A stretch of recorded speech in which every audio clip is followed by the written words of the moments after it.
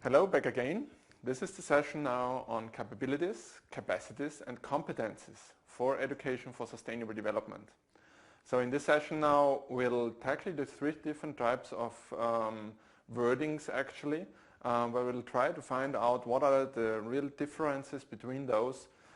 Sometimes we get a little bit mixed up with those terminology.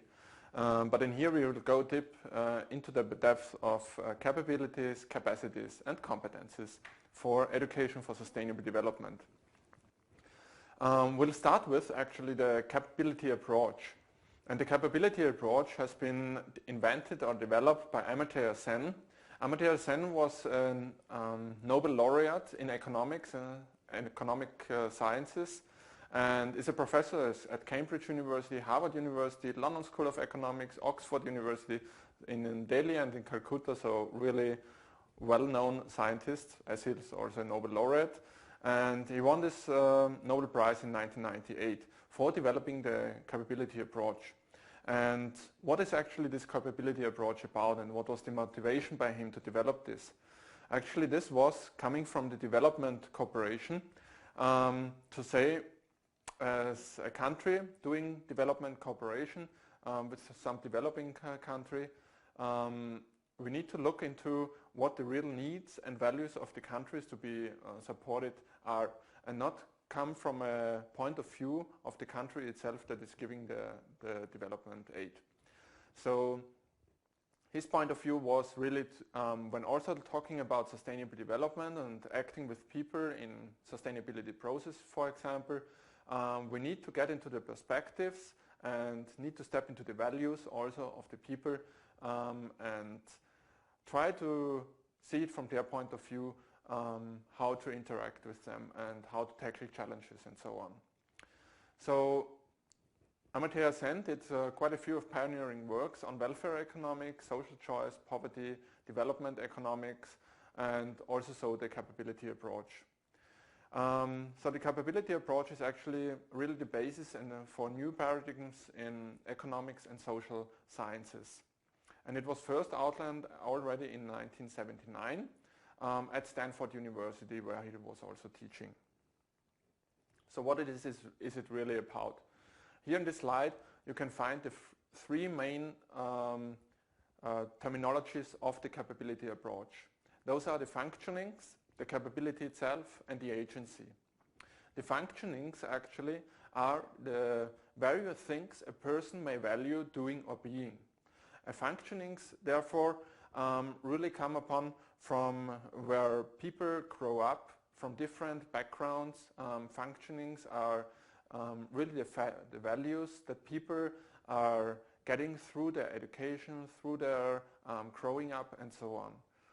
So the values of people and the functionings of people therefore might be different here in Austria or in Germany than in Egypt or also in the United States. So it depends on where people grow up, in which environments you live, and that's how also people develop their functionings. Then the next term is actually the capability, and this is the freedom to enjoy various functionings. So if I have the value to go to school, if I have the value or the wish to do a certain jobs, it depends strongly often also about the capabilities that are provided in my environment that I can go to school.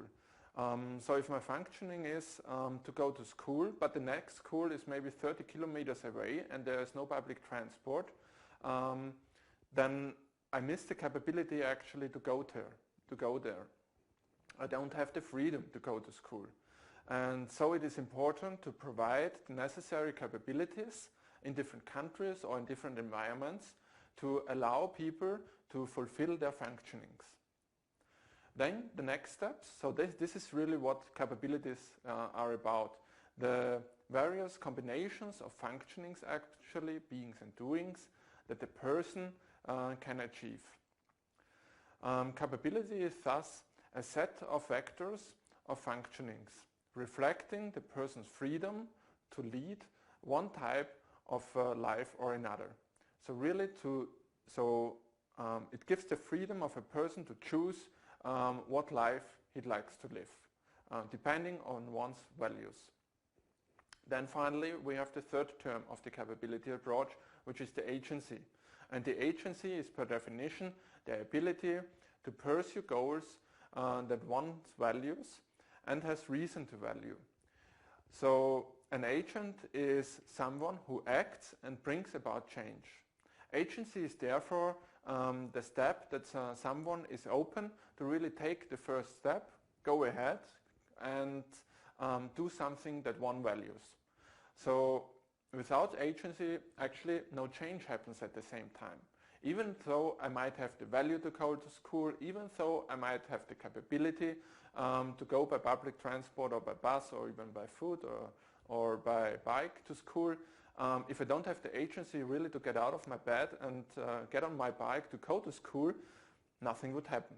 So agency is then something that we need to provide people with, and people from themselves also need to act for it.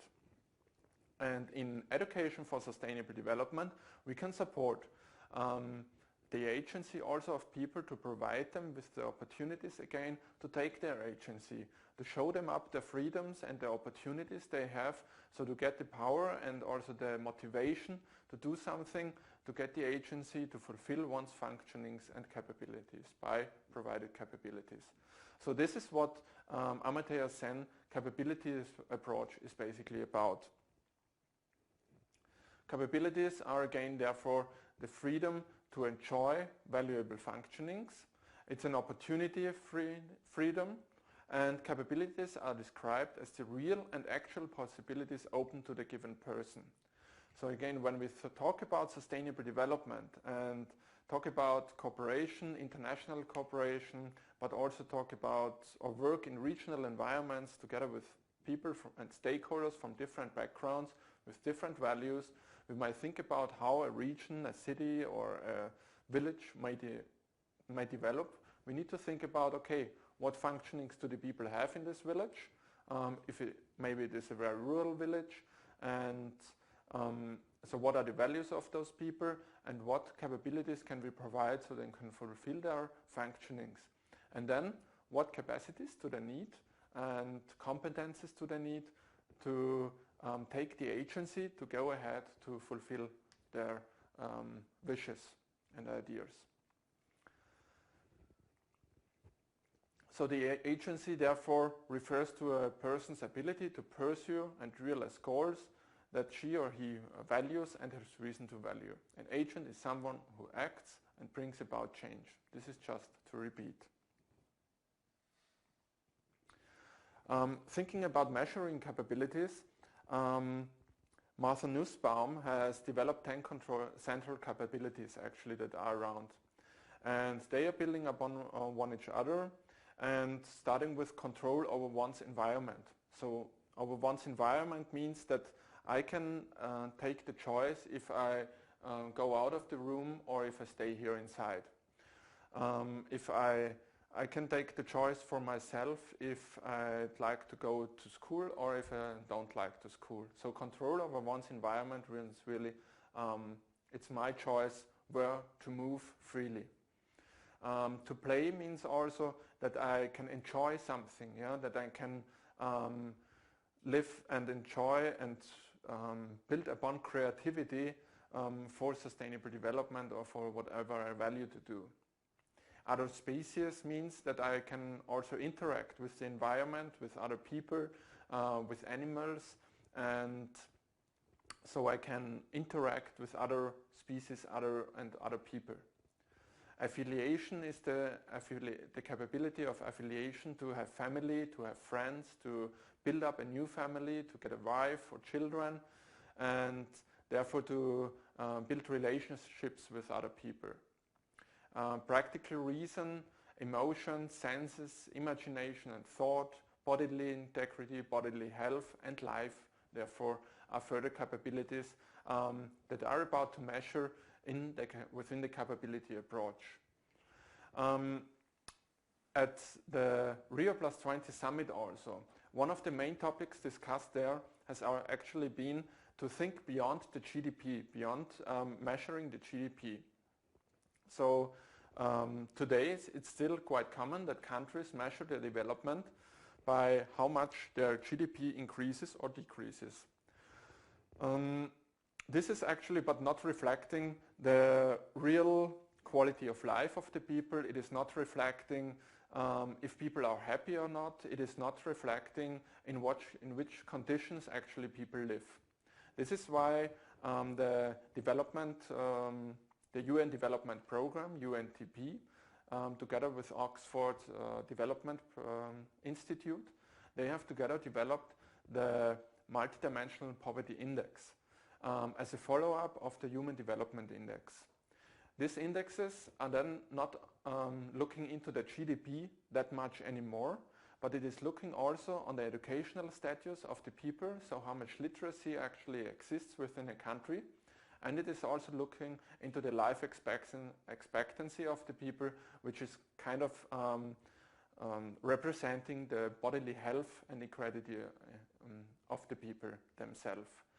So with those new indexes and with those new measurement opportunities, which are based upon the Human Development Capability approach again, we have a new opportunity also to measure the development of countries or also of regions and so on. In the Multidimensional Poverty Index, which is the follow-up of the Human Development Index, this goes even more into depth to say we don't reflect the GDP at all anymore, but instead of the GDP, we look into the infrastructure opportunities that people have.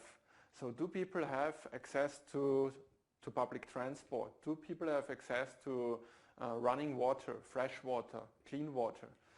Do people have access to energy and so on? So that it looks into the real infrastructure that people have access to instead of looking into the GDP. And so looking into infrastructure, that tells the measurement if people are living in the right condition. And instead of just saying, do they have money or not, even though telling the GDP or looking at the GDP doesn't even tell you if people have money or not. But it just tells you how much money is in fluctuation, but not telling you if people are living in crisis or if the gap between rich and poor people is very high. So measuring these capabilities has really a strong impact into development cooperation and sustainable development. And to remember, we're looking into functioning, so what people value. We're looking into their capabilities, what opportunities people have therefore to realize their functionings, their values. And we're looking into the agency, and this is the agency about how people can go ahead and take responsibility for their own interests. A very good reading for this is actually the book An Introduction to the Human Development and Capability Approach. This book is freely available via the internet. You can see the link on this website, and it really gives you a very good introduction. It's a teaching book also, so you can use it also in your classes even. As a next step, we are talking about the competences of students and teachers also. So when we reflect the capability approach and thought about and we're talking about the agencies that people need to have to really fulfill their interests, agencies are strongly connected to the competences, because without competences, without education, people feel loose to really take the agency to fulfill their values and interests. So without education and without competences, people might not have the opportunity to really take the agency to become a dentist or to become a medicine or whatever job or profession one would like to have, become a teacher, whatever.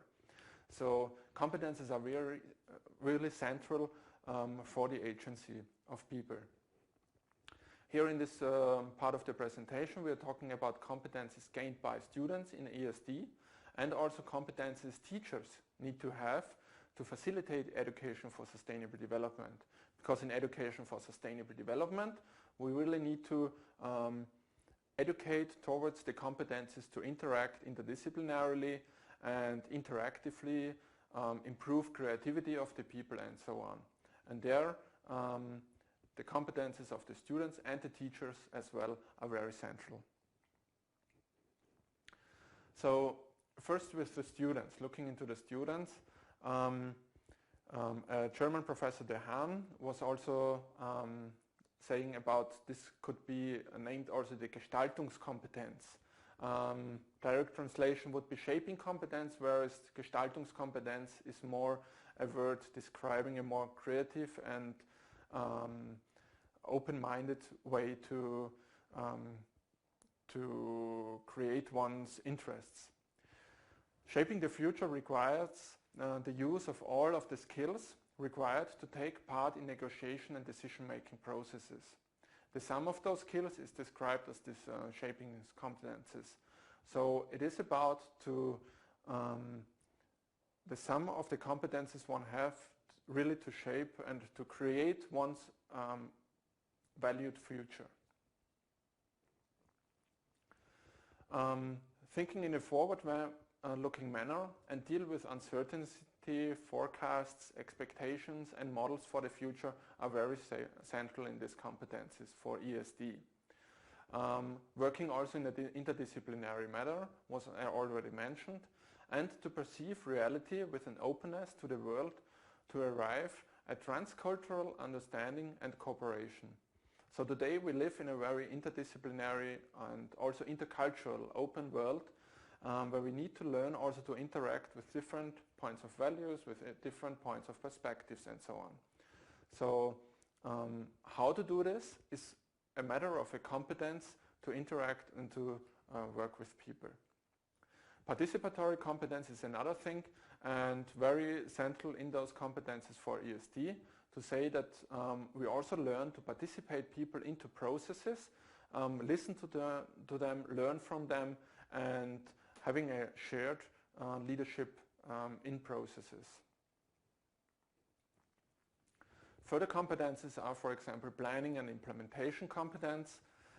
This is about looking forward in a forward manner and also putting these ideas into action and into implementation. Then it's another capacity to feel and act upon empathy, sympathy and solidarity. So, and again connected with the different values of people. To be able to motivate oneself and others, connected to this participatory approach as well, right? Or to reflect on individual and cultural principles in a distanced manner. And reflect this also critically very often. We shouldn't believe everything we hear in media, right? But thinking critically, asking questions and so on different issues is a matter of a competence we need for sustainable development. So those are actually competences we'd like to bring through when teaching sustainable development within classes. But how can we do that? These are not hard facts, right? These are not like facts saying that water would condensate with 100 degrees or something like that. Yeah? But these are competences that are kind of soft skills also that we cannot or can hardly measure. And it's a matter of how to teach and how to educate such issues. Therefore, the competences of the teachers are very central.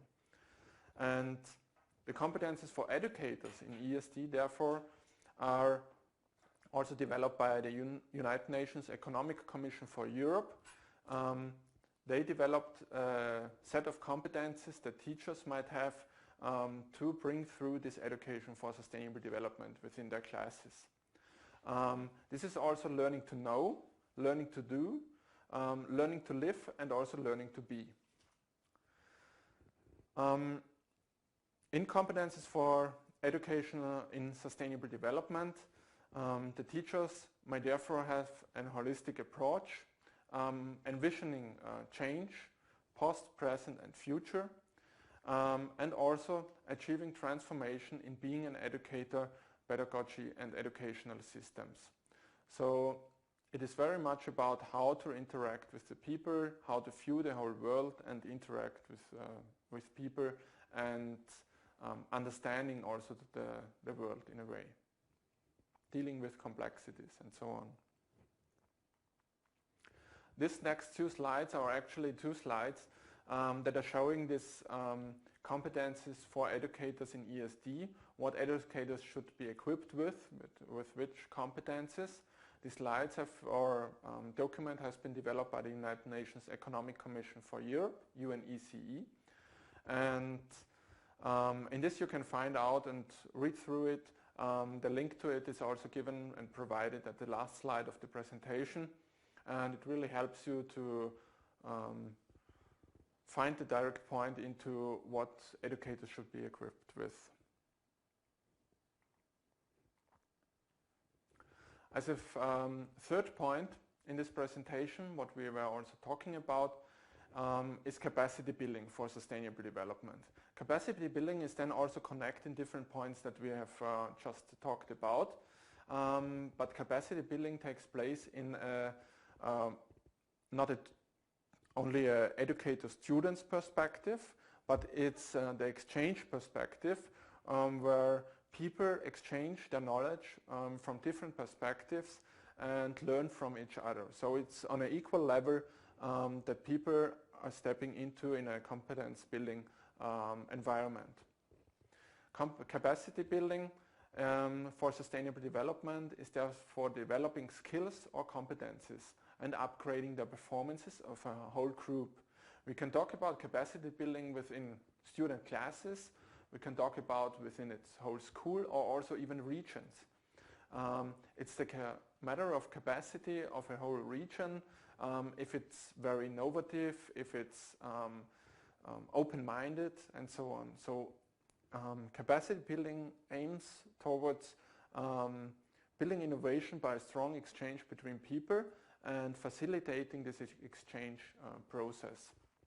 The United Nations Development Programme defines capacity building as the creation of an enabling environment with appropriate policy and legal frameworks, institutional development, including community participation, human resources development, and strengthening of managerial systems. Adding that, UNDP, the United Nations Development Programme, recognizes that capacity building is a long-term, continuing process in which all stakeholders participate. So it's really about bringing people together, learning from each other, building capacity and competency skills for sustainable development. Therefore, it is this mutual learning by knowledge exchange, research for sustainable development by social-driven challenges, connected with transdisciplinary research approach. It's about empowerment of people in a very participative approach because people interact with each other. And it is also connected to this human development and capability approach because capacity building creates competencies and skills to take the agency finally and provide people with the opportunity to take agency to realize their values and interests. For a discussion in a group, you might sit together or think alone, depending how you're sitting now in front of the screen, in bringing this into practice. So think about or talk with each other about capabilities. How do 10 core capabilities apply actually in Egypt? What are 10 core capabilities that we have read about by Martha Nussbaum? These 10 measurement opportunities for the capability approach, how do they apply within Egypt? How is the bodily health opportunity, and so on. Then we also talk about, or you may talk about competences, students and educators' competences, what are barriers and opportunities, and finally about capacity, who can be involved in capacity building for sustainable development within and at Egyptian schools. Again, what are barriers and opportunities? So thank you very much for your attention.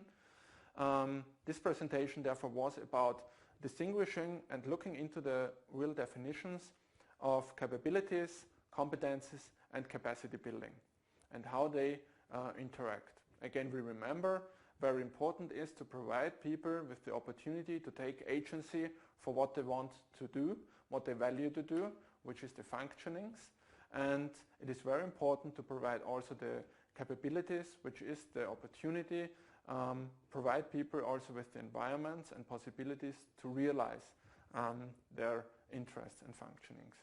Thank you very much, and looking forward to see you again. Bye-bye.